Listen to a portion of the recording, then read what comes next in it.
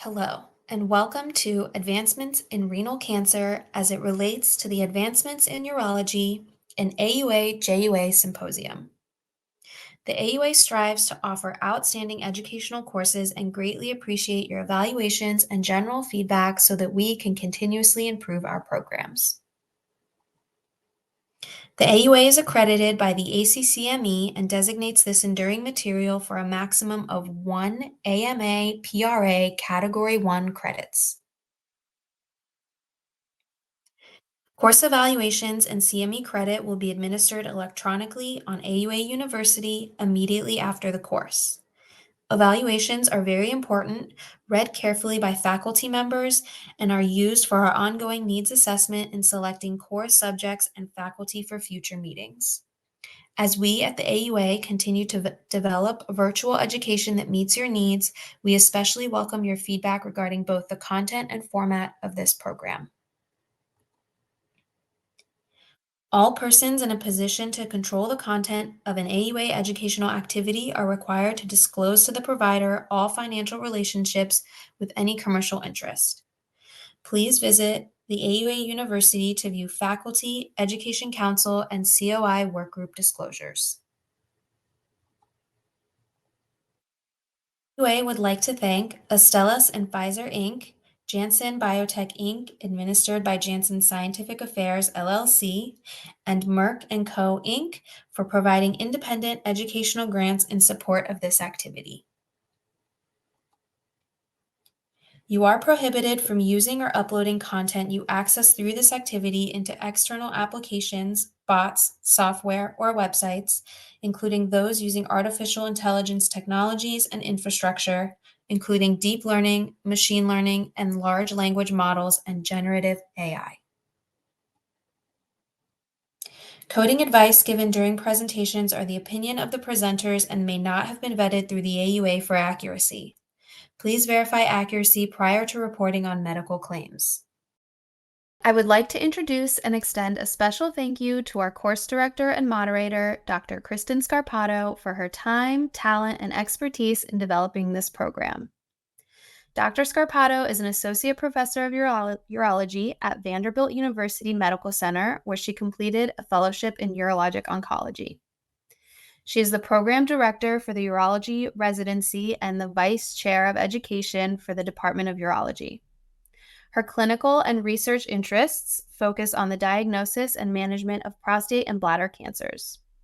She is dedicated to improving medical education and mentoring trainees. I will now turn the course over to Dr. Scarpato. Hi, welcome everyone. This is one of 3 parts that the AUA and JUA are collaborating on topics in urologic oncology, and this is based on needs assessments. I'm excited about tonight's program looking at renal cell carcinoma and most recent advancements.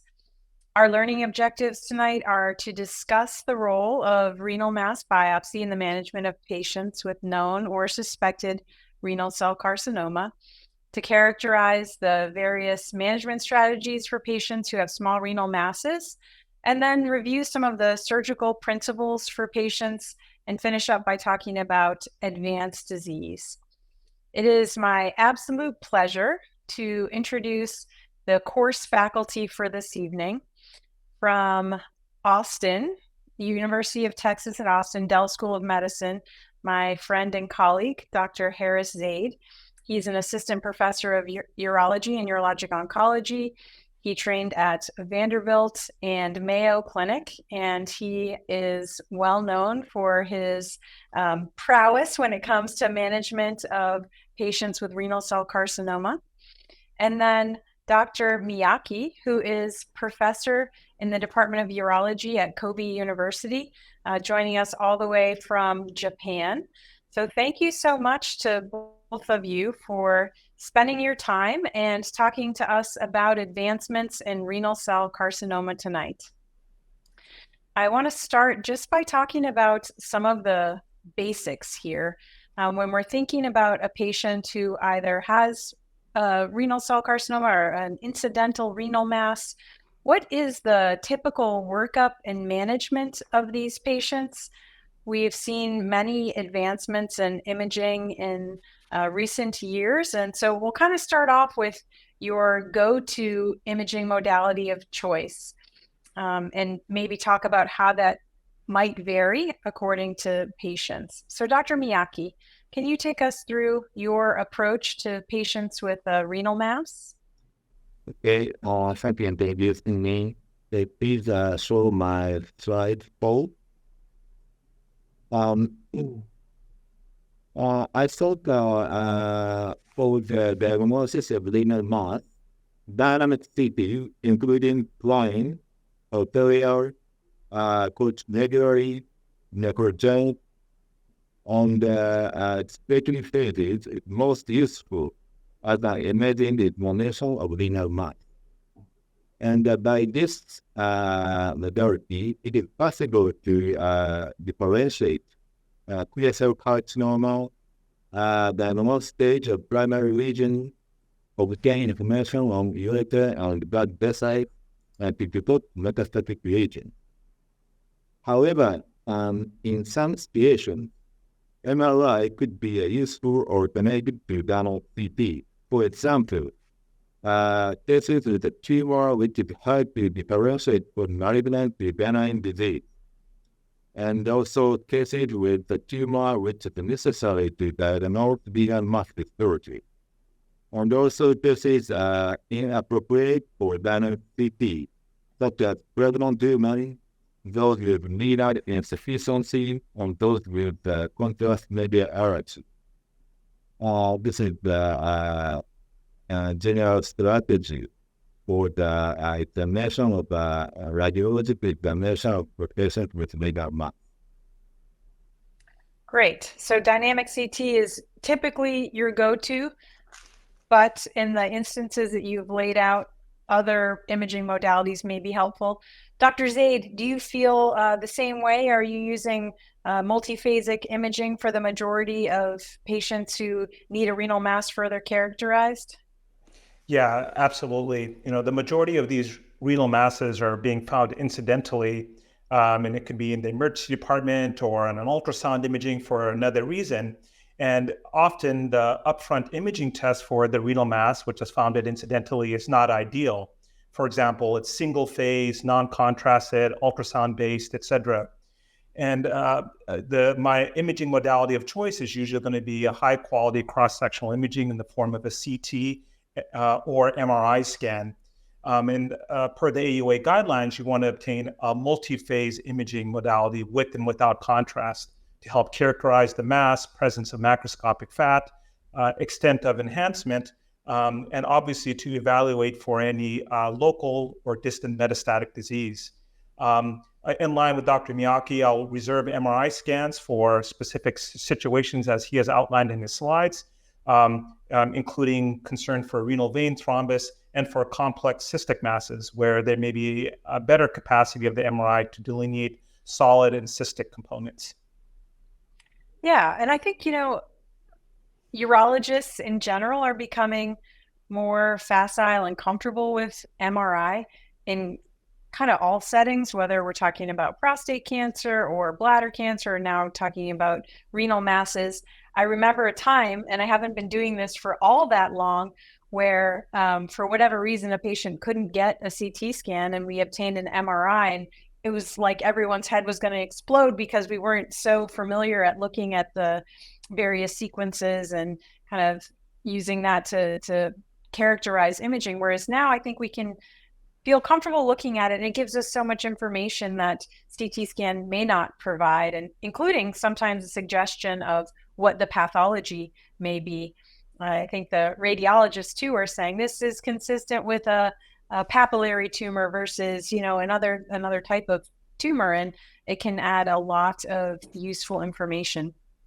And one other thing I was going to ask, or just kind of add with regards to MRI scans, is that, increasingly the data has indicated that we can give gadolinium contrast, especially newer generation gadolinium contrast, to patients with borderline GFR, in fact, less than 30, where regular iodinated contrast is not possible.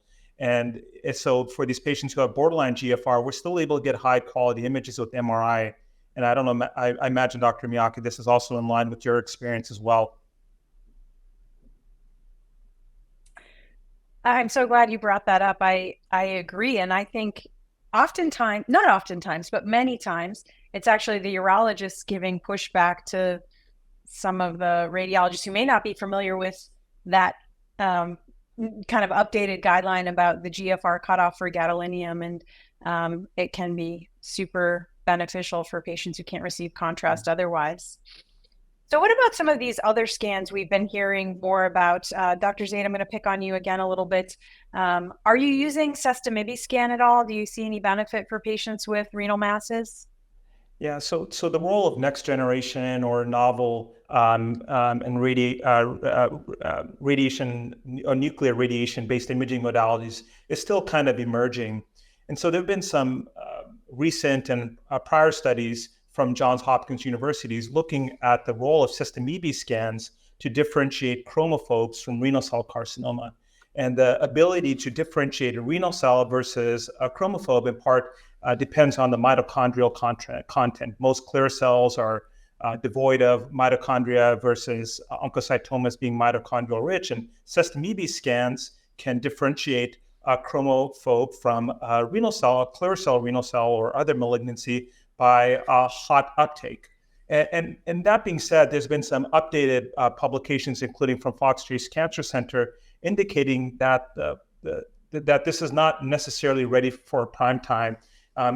As many as 20% of patients with cold scans, which would indicate an underlying renal cell carcinoma, actually harbor an oncocytoma. So there's a possibility for high false positive rates.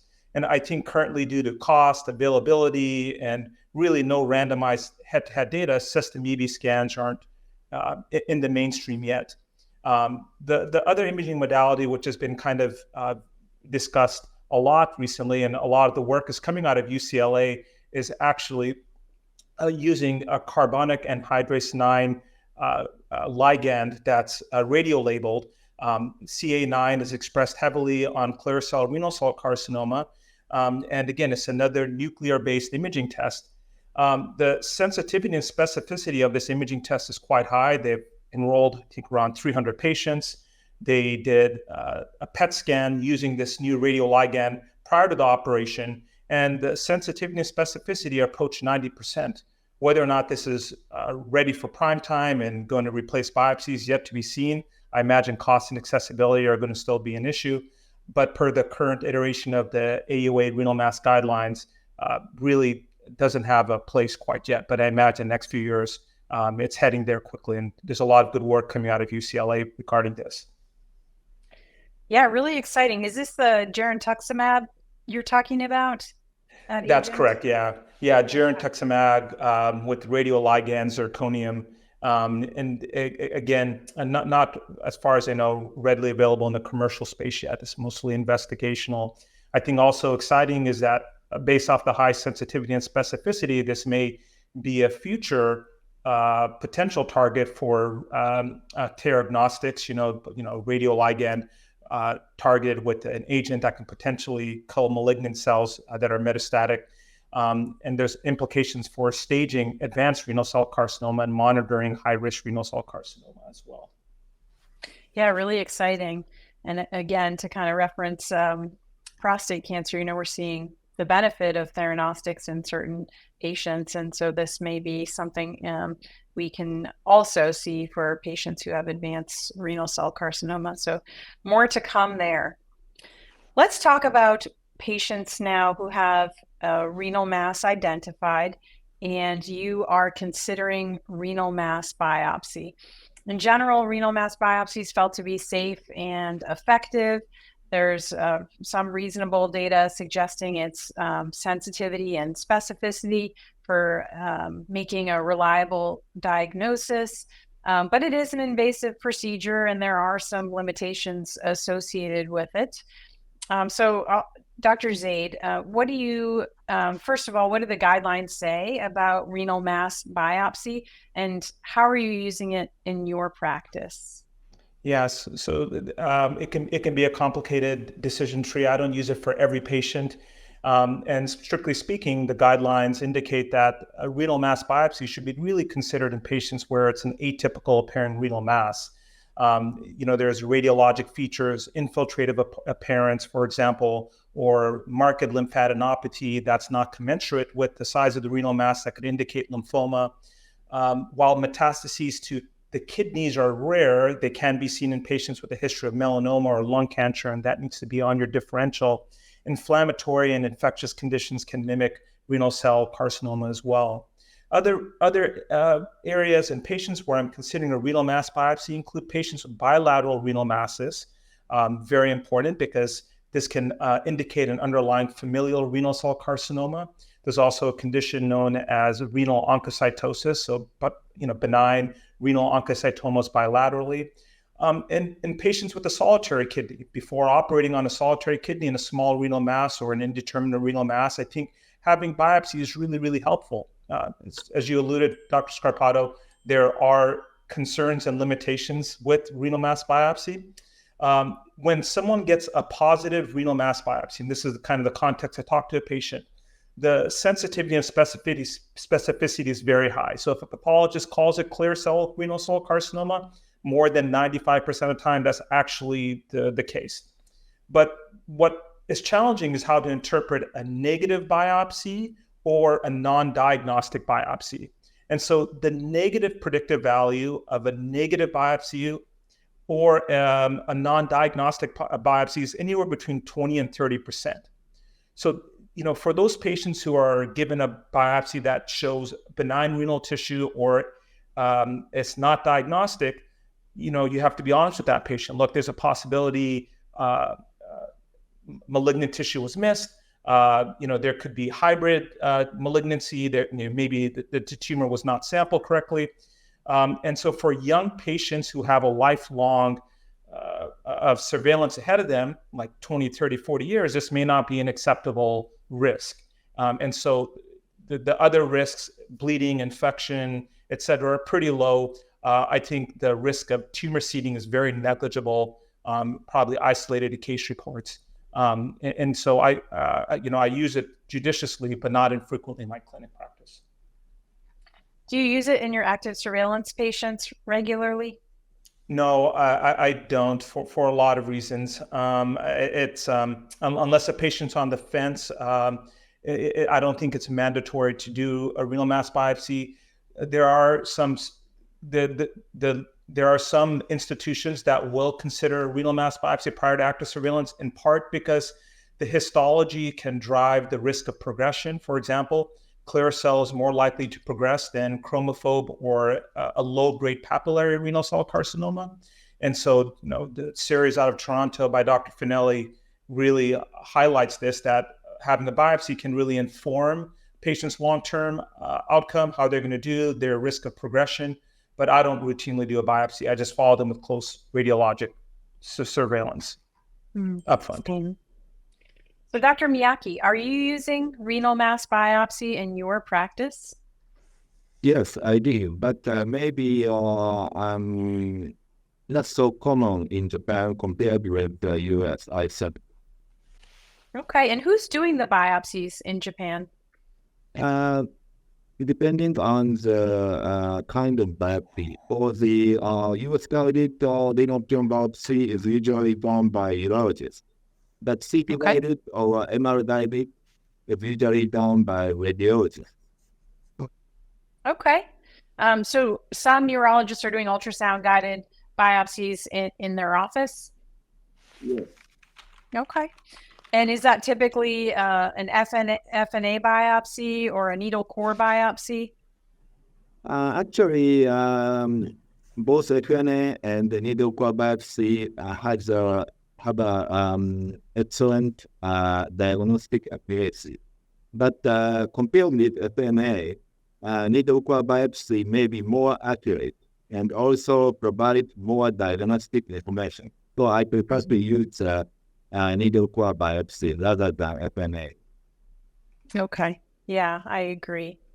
And have you noticed any challenges with surgery in a patient that has had a prior renal mass biopsy? Yes. But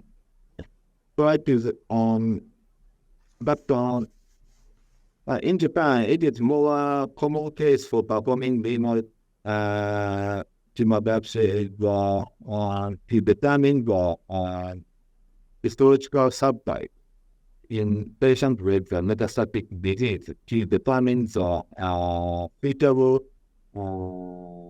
drug sort. Mm-hmm. Okay. And when you mention the subtype, that makes me think not every time do we get information on the tumor subtype with a renal mass biopsy. Sometimes we're able to see that, but it's not something that, at least in my center, I see routinely reported out.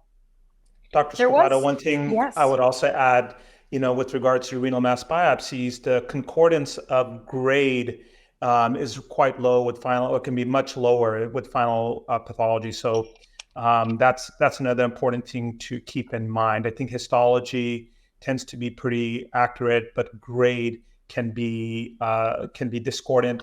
And then diagnostically, cystic renal masses or biopsies not really encouraged because the non-diagnostic rate is quite high for those types of lesions.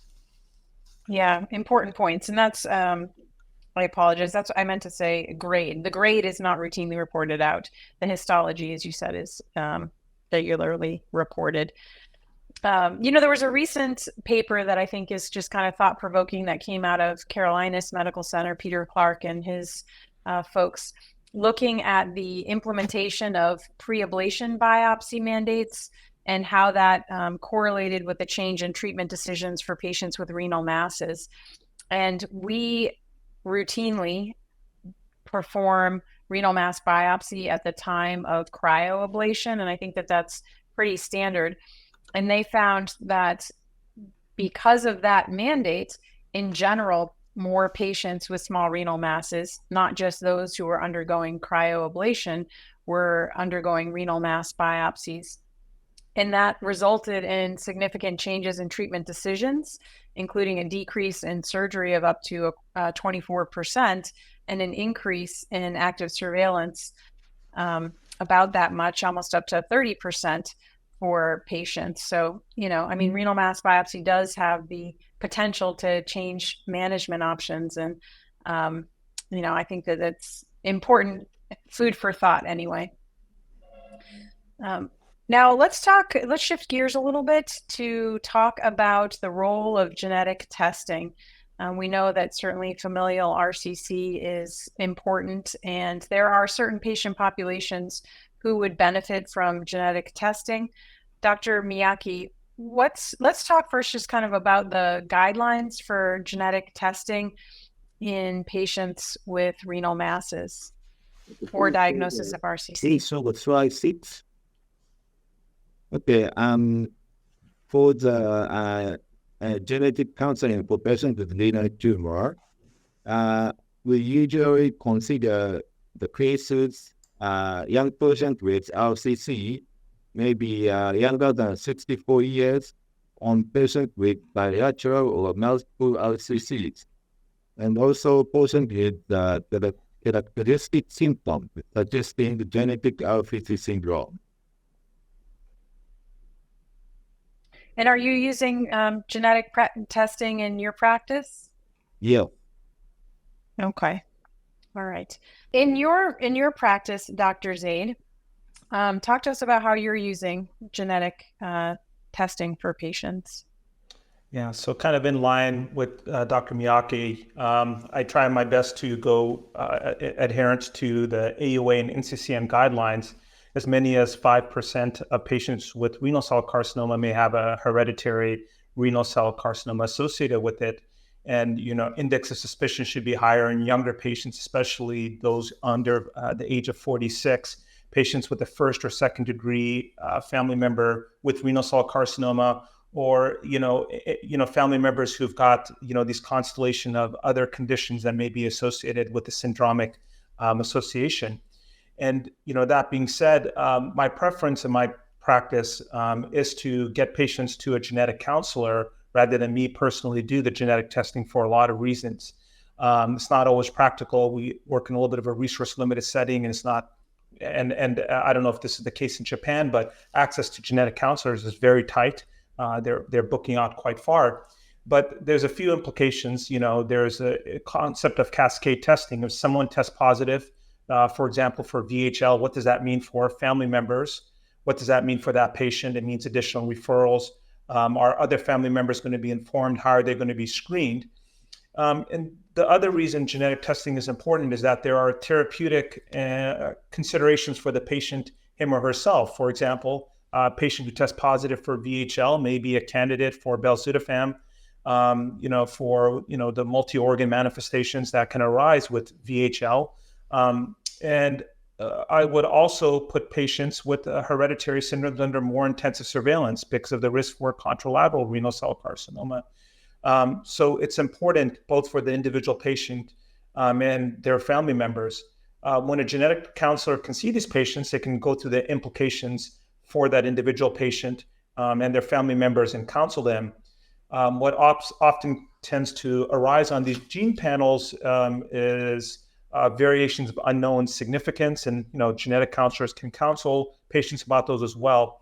But I think as urologists, even if we're not ordering the tests, have to be comfortable interpreting the results and acting upon them appropriately, changing the way we surveil these patients, and potentially referring them to medical oncology if other treatments become available, like belzutifan.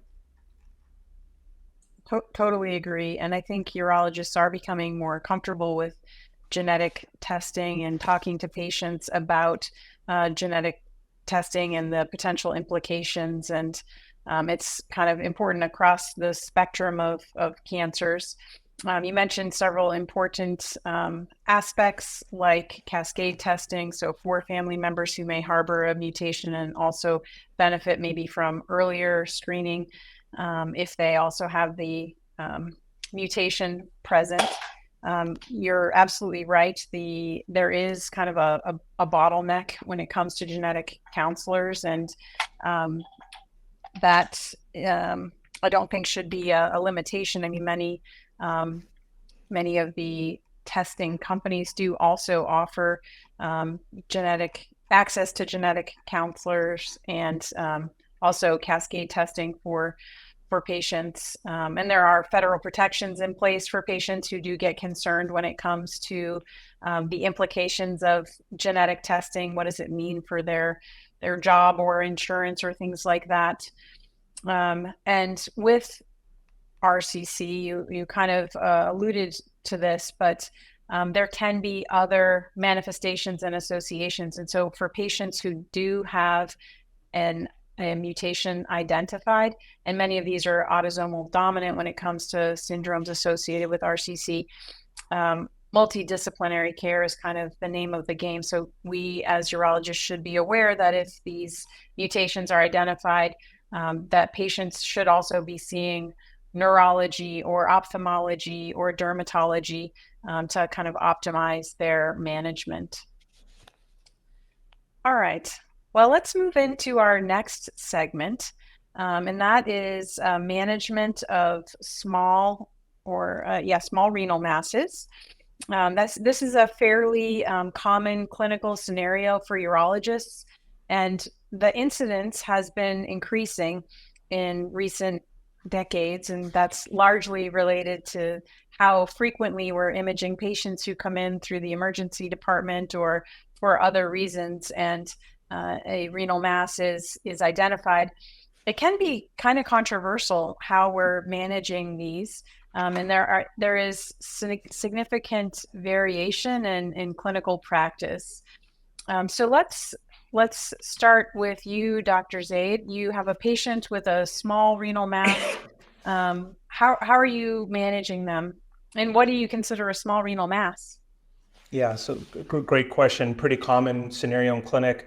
Going to the first discussion point is looking at the imaging and making sure that they have appropriate high quality multi-phase, cross-sectional imaging to best characterize the mass.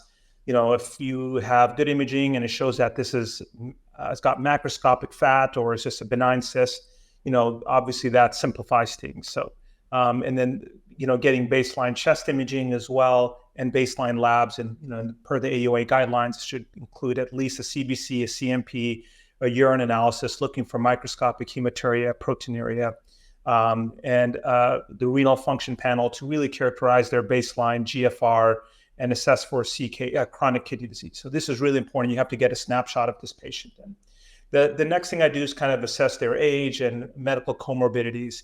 Obviously, a 3-centimeter renal mass in an 85-year-old is different from that in a 46-year-old.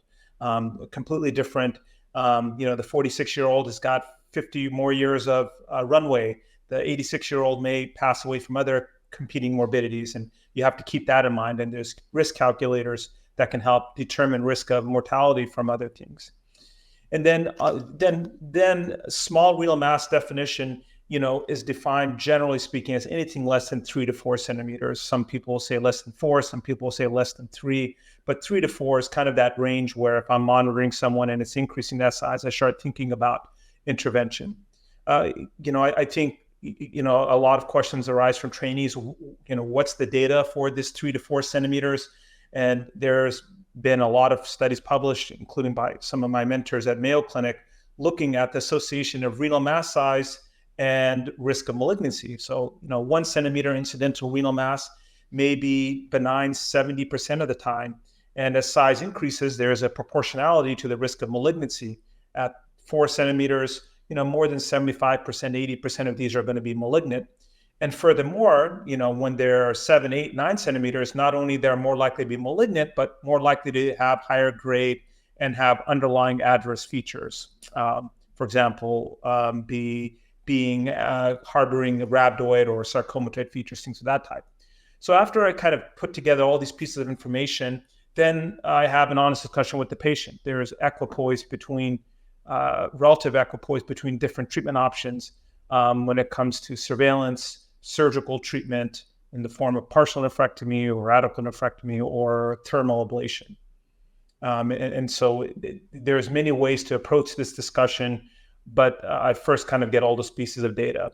And I would also make a plug. There's a fantastic risk calculator from Fred Hutch Cancer Center.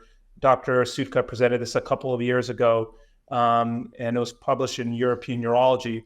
And if you just Google small renal mass risk calculator at Fred Hutch, it allows you to plug in patient risk factors, age, comorbidities, baseline CKD, and it estimates the risk of mortality and risk of complications with each intervention, active surveillance, thermal ablation, or surgical intervention. And I think it's a fantastic tool also sometimes used in my clinic practice. Yeah, agree. I saw her present on that, and it really is a very useful tool and one that can help with patient counseling as they're trying to decide, given there is some equipoise. How much do you focus on or think about the kinetics, the tumor growth kinetics? Yeah, so it's. I think this is pretty important where we have to have some reasons to intervene if someone's being followed in active surveillance. And that being said, as I mentioned, the majority of these patients are coming in with an incidental renal mass. We don't have prior imaging. And if patients electing active surveillance, I'm going to first re-image them in 3 months. I know we'll talk a little bit more about this, and then 6 months after that. But if anything is growing more than 0.5 centimeter a year, I start, getting alarmed. So there. At that point, that probably indicates a more aggressive phenotype. Okay, great. So Dr. Miyake, which patients do you feel are best suited for active surveillance, and what is your protocol for following them? This shows solving, and we should consider both patient fat cells and also tumor type. And other important patient aspect, I like to consider these 3 factors. Elderly patients, high-risk patients for surgery due to comorbidity, and patients receiving sufficiently informed consent. And other tumor factors, it is important to consider tumor size less than 2 centimeters including tumor size per year less than 0.3 to 0.4 centimeter. The tumors predominantly consisting of a cystic component. The next slide, please. Our follow-up strategy for our cystic patient and active fibroid. In general, initially 3 to 6 months after diagnosis, we should observe patients on the done annually or done every 6 months for 3 years and annually thereafter. It may be suitable schedule. On the other modalities, maybe CT is most appropriate because CT is diffused in the within clinical practice on the short examination time. It is mostly recommended. I think so. Yeah, I think so too. And certainly initially, CT scan is a great way to follow these patients. Is there a point where you will say alternate with renal ultrasound to kind of limit the IV contrast or radiation, or do you just generally try and stick with the CT scan? Yeah, it is ultrasound can be used. However, CT is more reliable. Of course, depending on the situation of patient and tumor, that usually CT is most recommended. Yeah. Okay. Great. Same, Dr. Zaid? Yeah, 100%. Yeah. The most important thing is, making sure you establish a baseline. If you don't have prior imaging and, you wait a year, to follow up with that patient, that may not be the best initial, approach. I usually will do high quality imaging within 3 months, 6 months after that, depending on the patient, and then annually, and then often alternate with ultrasound and some type of cross-sectional imaging. Mm-hmm. All right. So now you have a patient who has a renal mass and you are considering intervention for that patient. When you're thinking about surgical management of renal tumors, particularly when you're trying to decide between nephron sparing approaches or radical nephrectomy, what are the current guidelines and what are your own kind of personal considerations? Harras, I'll kind of start with you. What are the guidelines for surgical intervention? Which tumor types, which patients? Yeah. So, kind of this is going through the decision tree. You've met with the patient and had the discussion when you've got good high quality imaging, and, they may or may not have had a biopsy. And at this point, they're deciding to undergo some type of intervention. Patient is concerned enough. And we're talking about small renal masses at this point, correct? Or just any renal mass in general? We can start with small renal mass. How about? So in general, for small renal mass, clinical T1A, the priority, whenever feasible, should be for nephron sparing surgery. There's going to be some exceptions to that rule, especially when it's completely endophytic. There's a high nephrometry score. There is some type of clinical concern that this is an aggressive lesion, especially if it's high grade or sarcomatoid features based off of biopsy. Those are rare instances where you may be considering a complete nephrectomy. The reason we prioritize partial nephrectomies in the vast majority of these patients with clinical T1A lesions is, first off, oncologic efficacy, similar to radical nephrectomy. And then we talk about functional outcomes, which in these patients is going to be long-term renal preservation. There's, the data is unequivocal that long-term, especially for younger patients, maintaining, renal parenchyma is going to be associated with lower risk for CKD. When you have an option to a minimally invasive approach, that should be prioritized in all these clinical T1A masses.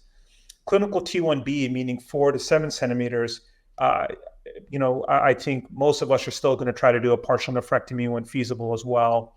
And then as you get into more concerning or complex tumors or more clinically advanced tumors, then you're really having an honest discussion with patients regarding a radical nephrectomy. Lastly, regarding nephron preservation, there's going to be some absolute reasons to do nephron preservation. Patients who have a solitary kidney, you're going to do everything possible to preserve that kidney, go to all ends to do a partial nephrectomy, even when challenging. Patients who have CKD, patients who have hereditary renal cell carcinoma or bilateral renal masses.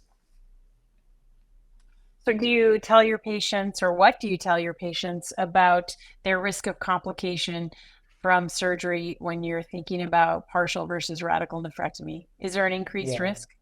Yeah, so definitely. So the lowest risk in terms of complications is active surveillance. Obviously there's a risk of metastasis or local progression, which are still pretty small. There's the highest surgical risk is actually related to partial nephrectomy. Risk of urine leak, needing for adjunct procedures, including embolization if someone has a pseudoaneurysm, stent placement, delayed bleed, etc. So more complications than radical nephrectomies. And then the lowest risk for complication, and comparatively speaking, is actually going to be thermal ablation. Usually, depending on the center, maybe an outpatient procedure overnight. When done percutaneously, it's got the lowest risk of complication, but may be associated with a slightly higher risk of local recurrence. And so, again, all of these kind of have to be weighed in consideration. For someone who is 40 with the renal mass, their goal may be preservation of renal parenchyma and oncologic control. And so they may be better suited for partial nephrectomy versus a 75-year-old with some comorbidities with the renal mass interested in treatment. Thermal ablation may be more appropriate. Mm-hmm. Thank you.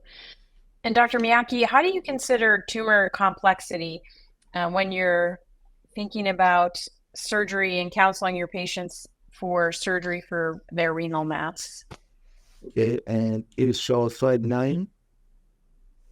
I'll try to consider these 4 characteristics as a complex tumor may be difficult to manage by partial nephrectomy. Large tumor, the hollow tumor, this may be difficult in the step of immunotherapy. The emphatic tumor, this structure may be difficult in the step of tumor detection. Cystic tumor. And as a tool for assessing tumor complexity, of course, objective assessment of tumor complexity should be performed using the following mathematical scores being out below on C in that. However, in the clinical practice, 3D image reconstructed from seamless CT showing the light power may be more helpful for this assessment. Yeah, I think the 3D image reconstructions have really helped our pre-surgical planning, and we'll talk a little bit about how it may impact the way that we teach trainees and help them prepare for cases. But 3D reconstructions have been very helpful for understanding anatomic relationships and surgical planning, and maybe helped us to get to a point where we can do some of these more complex masses with a partial nephrectomy, performing that rather than a radical nephrectomy. How do you assess, Dr. Miyake, a tumor that may have high complexity, but you suspect a low oncologic risk? Which is not stopping. I think in such a case, you should consider the following points. Mind of a patient is very important on age, on the risk of surgery, and the non-tumor factors affecting the difficulty of surgery, such as the dose of obesity. And if considering the surgery, I think the ability of the surgeon to perform partial nephrectomy is the most important point. Yeah, these are all really good points. I'm glad you mentioned the mind of the patient, because so many patients have comfort with surveillance or comfort with, your planned surgical approach, and others may not. And their level of comfort or risk for surgical complication or their level of comfort with the oncologic outcome is certainly a factor in how you decide to proceed. So definitely a consideration, and maybe one that we don't write down enough, but I'm glad you brought that up. And then I always think, and I heard this from one of my colleagues here very early on, that we as surgeons should know thyself. So when we're considering the case, we have to consider our experience, our own comfort, the tools that we have available to us, and our ability to perform the complex procedure. So these are really good points that you brought up. Dr. Zaid, any comments on this before we move on? No, I think that's a very helpful slide. And my only other thought is, the perioperative counseling of the patient going into a very difficult partial nephrectomy, as shown on the previous slide. Patient and family should really be understanding that there's a possibility, a radical nephrectomy may, end up being the case. And there's a technical preparedness for that. Is everyone in the operating room ready? You're going to have the appropriate stapler device, et cetera. And then importantly, when you talk to that patient recovery room and, you tell them that we had to remove the whole kidney because of, many factors. Usually it's multifactorial bleeding, tumor complexity, et cetera. I find that when that's happened and I've had a very detailed conversation with the patient beforehand, they are almost always understanding. I've never gotten pushback. And they've always said, we talked about this being a possibility. And I think the worst possible outcome is they don't expect it as a possibility and it happens. And that's a lose-lose for everyone. Yeah, really important point. So talking about it in the office when they're in more of a frame of mind, potentially to hear about it rather than kind of laying it all out on the day of surgery. But nobody likes surprises, especially surprises where we were planning on a partial and had to take the entire kidney. So preoperative counseling, utmost importance for sure. I'm glad you said that. So Dr. Zaid, when you're considering how you're going to take out part of a patient's kidney, there are so many different ways to do this. Open, robotic, laparoscopically, single port, retroperitoneal, transperitoneal. Talk to us about how you decide which treatment approach you're going to use. Yeah, and so this is about the surgeon knowing thyself, and I've got a specific skill set, things I can do, and there's things I can't do. And so the majority of operations I do for partial nephrectomies and radical nephrectomies are transperitoneal, minimal invasive. So I've actually, all my radical nephrectomies I do minimally invasive, I do robotically, all my partial nephrectomies as well. Open surgery still has a role in place here, but I use it very sparingly. For example, a flank approach for someone who's got a complex hostile abdomen. And then there are questions in emerging data about single port versus multi-port robots and multiple new platforms for multi-port surgery. My thoughts on single port surgeries, I've used it only exclusively for bladder and prostate surgery, so prostatectomies, simple reconstructions of the distal ureter. Reasons I haven't used it for partial nephrectomies is in part because of, and this is my perceived knowing myself, mobility of the arms, ability to remove a large mass. If I got into some hilar issue, bleeding, my ability to control it with a single port based off my skill set be more limited. Others have pushed the boundaries and they're able to use single port surgery in a retroperitoneoscopic fashion. So that's one of the big benefits of the single port in the retroperitoneum. It just needs less space. And I've seen others really adapt this technology in that space. But for the most part, majority of my kidney operations I'm doing for patients are transperitoneal, robotic, limited open surgeries for very complex cases. Dr. Miyake, how are you doing your partial nephrectomies? Yeah, I like robotic person lobotomy with interperitoneal approach. The majority of cases is done by such a strategy. Yeah. Okay. I also think one other thought is I think as urologists, most of us are going to have the most familiarity with the transperitoneal approach, and without specific additional training, the retroperitoneal approach, especially with a minimally invasive angle, it can be disconcerting. And so again, it's just about knowing thyself. And again, if there's a particular situation, a patient must have some type of retroperitoneoscopic surgery, making a referral to someone who may be more comfortable. Yeah, absolutely. It really is disorienting, and if it's not an approach that you are well trained in, it's not an approach you should take. But certainly for patients who have posterior masses or hostile abdomens, in a center of excellence or by a well-trained urologist in that approach, it is absolutely the right approach and has some benefits. Do you enucleate your tumors, Harras? So I try my best to do enucleation in the majority of cases. I think there's been a lot of studies that have looked at enucleation versus formal partial nephrectomy.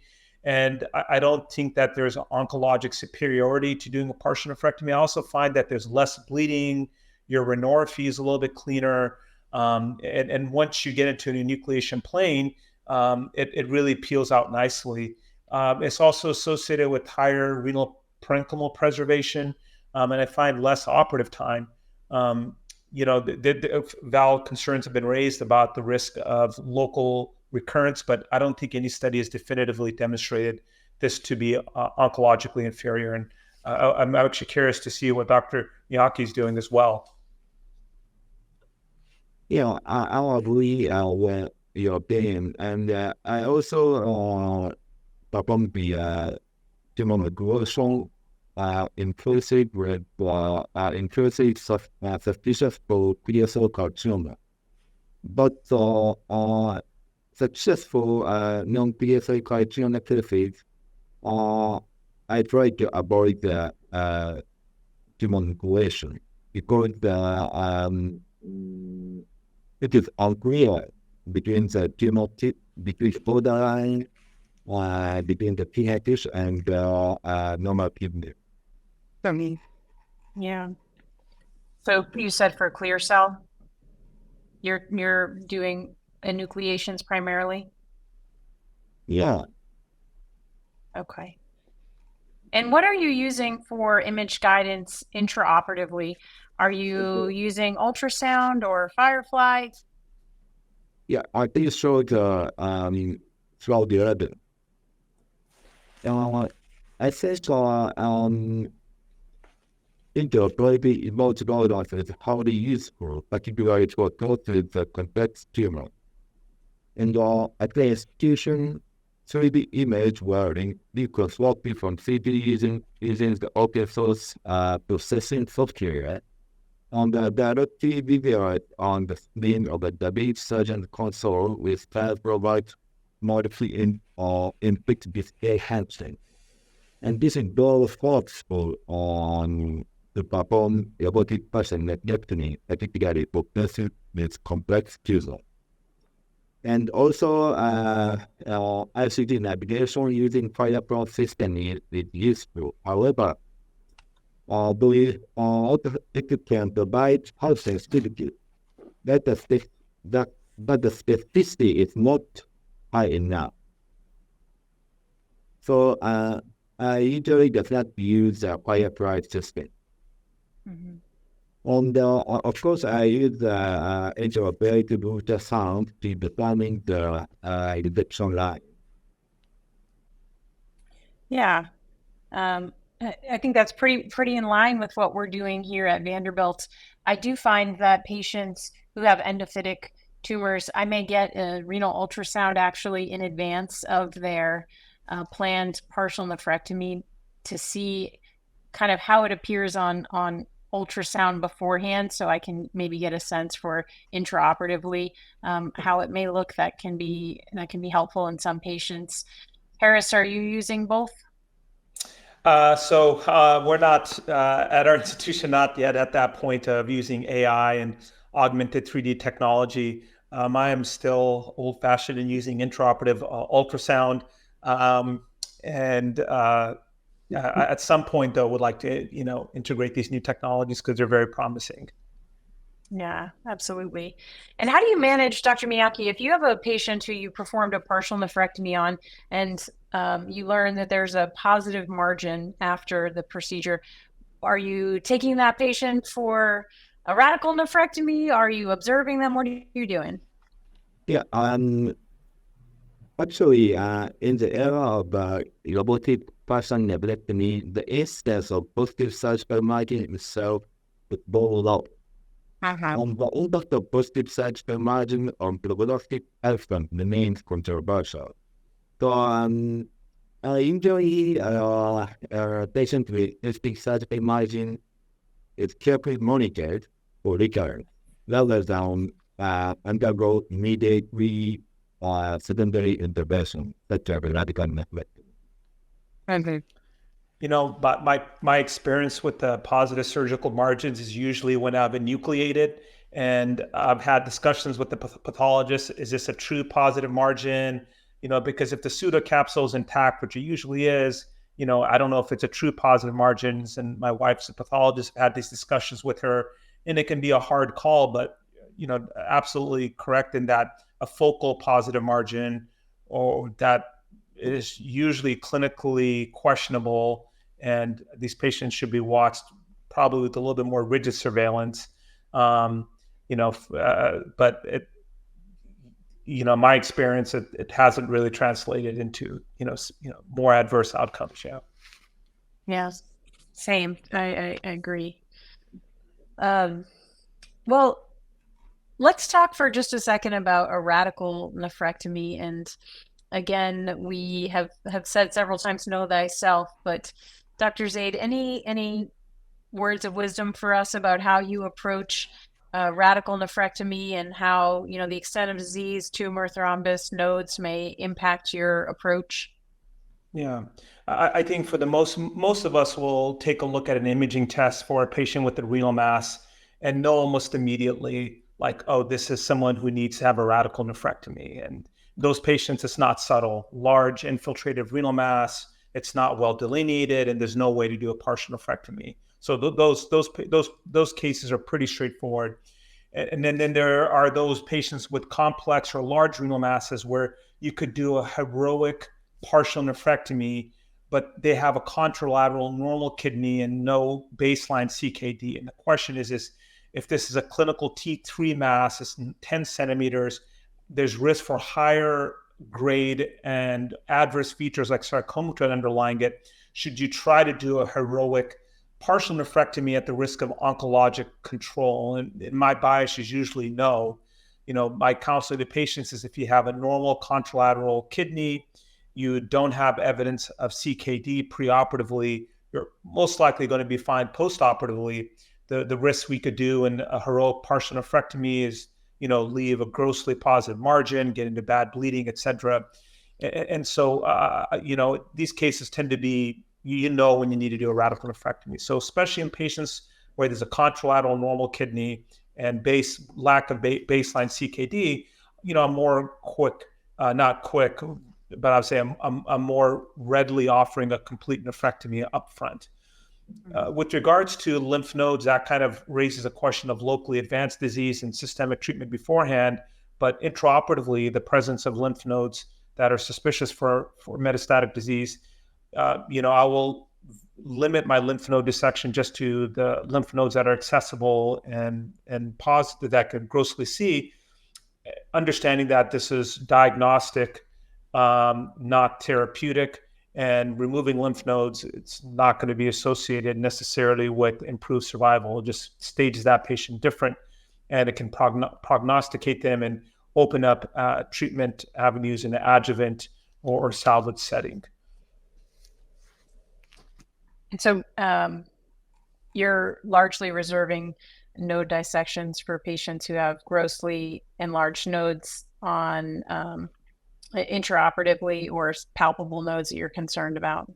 Yeah, or and again, and again, it depends on the extent of nodal disease. If there is a single isolated hilar node, more likely to proceed upfront with surgery and remove that lymph node. If there's multiple bulky lymph nodes, this is someone who may not benefit from surgery up front, may get a biopsy and systemic treatment first. For the surprise patient, where there's a few weeks between imaging and surgery and there's a lymph nodes there, guidelines, suggest doing visible lymph node resection. Like doing a full templated RPLND, I don't think that's evidence-based or evidence-driven. There's morbidity and mortality associated with that. There may be some controversy in that statement, but I would just usually remove what's in front of me and what's safe. Recently, I had a patient had a left nephrectomy, surprise lymph node heading up towards the SMA. I wasn't going to go and play around the SMA. Got out what I could.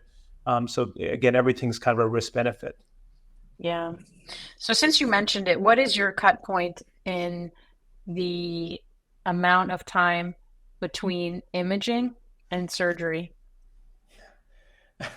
That's a really good question. It depends. If I'm doing a partial nephrectomy and it was a 2 centimeter mass 2.5 months ago, I'll probably be fine operating with that. If there's a clinical stage 3, like large renal mass with tumor thrombus, especially tumor thrombus, you don't want your imaging to be more than 2 weeks old.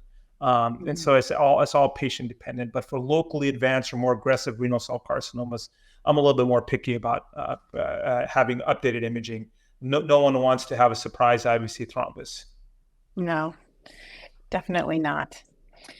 Dr. Miyake, do you embolize any patients beforehand? What's the status of embolization for renal cell these days?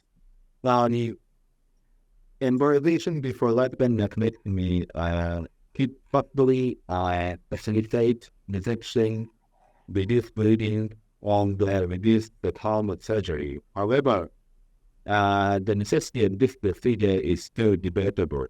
And I think so the patient preoperative embolization may be limited to cases with some complicated tumor. Observe both with IVC tumor swab.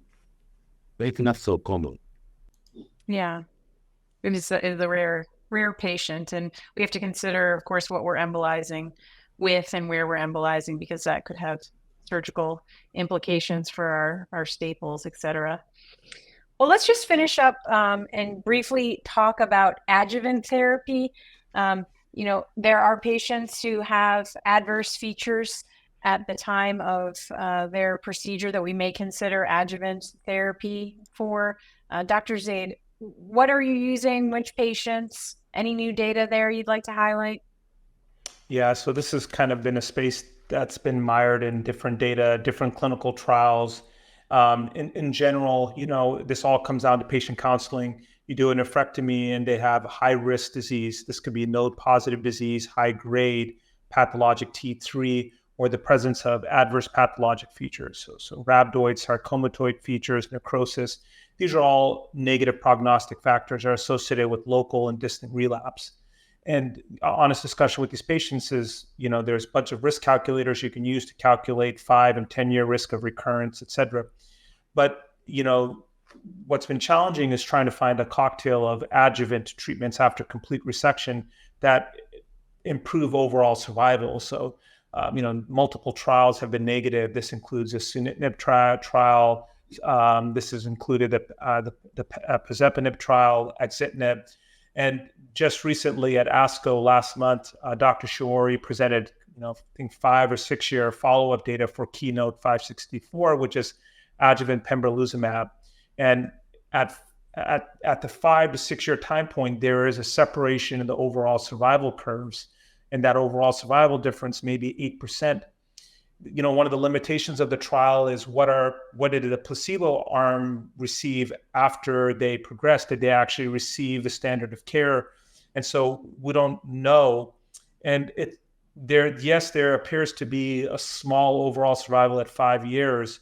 But these medicines are very expensive, associated with toxicity.